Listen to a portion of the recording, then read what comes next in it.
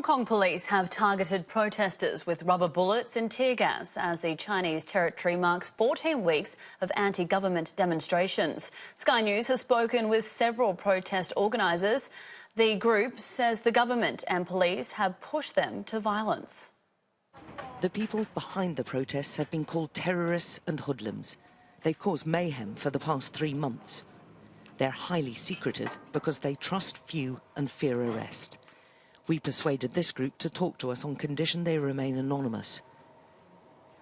They're educated, professionals, and all have jobs. One's a health worker, another's a civil servant. One has his own business, and there's a policeman's son. And this is their basic protest kit. This stuff is to prevent for anything fingerprint, and this type is used to grab the tear gas and throw it back or throw it away.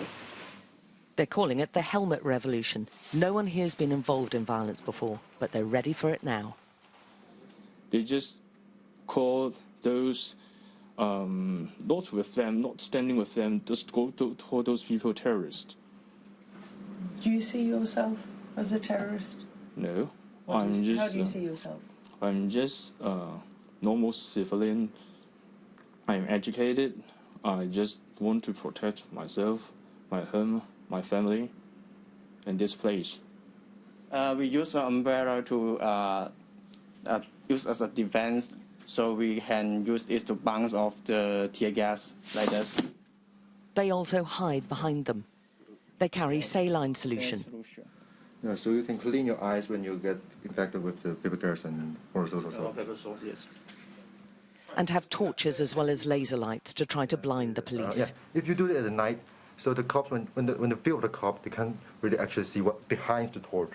And they use whistles to communicate with each other and distract the police.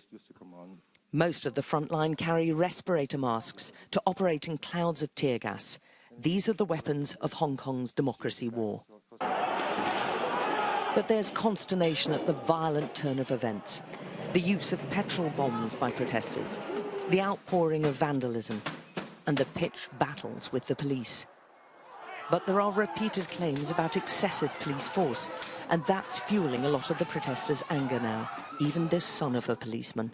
I know that how they do, like making fake evidence, beating up suspects, not criminal, just suspects, and all the tactics they use to avoid the cameras, and just trash, They're even worse than gangsters.